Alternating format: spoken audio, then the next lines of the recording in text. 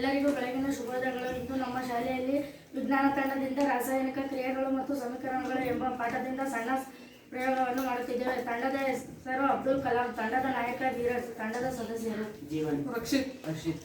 ಪ್ರಯೋಗದ ಉದ್ದೇಶ ನೀರಿನೊಂದಿಗೆ ಕ್ಯಾಲ್ಸಿಯಂ ಆಕ್ಸೈಡ್ನ ವರ್ತನೆಯಿಂದ ಅರಳಿದ ಸುಣ್ಣ ಉಂಟಾಗೋಕೆ. ಪ್ರಯೋಗಕ್ಕೆ ಬೇಕಾದ ವಸ್ತುಗಳು: ಗಾಜಿನ ಬೀಕರ್, ನೀರು, ಸುಟ್ಟ ಸುಣ್ಣ. ಪ್ರಯೋಗ ಮಾಡುವ ವಿಧಾನ: ನಾವು ಮೊದಲು ಒಂದು ಬೀಕರನ್ನು ತೆಗೆದುಕೊಂಡಿದ್ದೇವೆ. ನಂತರ ಸ್ವಲ್ಪ ಪ್ರಮಾಣದಲ್ಲಿ ನೀರನ್ನು ಸೇರಿಸಿಕೊಳ್ಳೋಣ.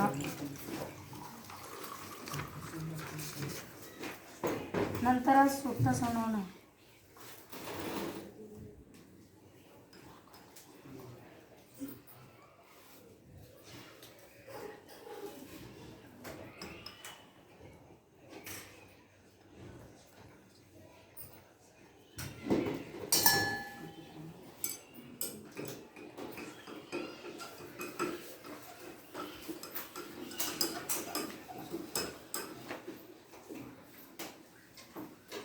ನೀವು ಉಷ್ಣ ಬಿಡುಗಡೆಯಾಗುತ್ತಿರುವುದನ್ನು ವೀಕ್ಷಿಸಬಹುದು.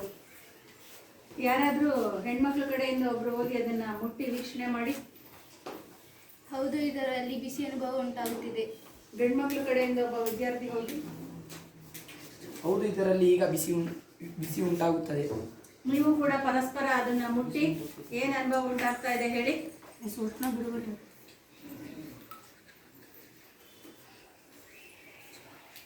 ಈ ಪ್ರಯೋಗದ ನಿರ್ಣಯವೇನೆಂದರೆ ಈ ಮೇಲಿನ ಪ್ರಯೋಗದಿಂದ ರಾಸಾಯನಿಕ ಸಂಯೋಗ ಕ್ರಿಯೆ ನಡೆಯಲಿದೆ ಎಂದು ತಿಳಿಯಬಹುದು.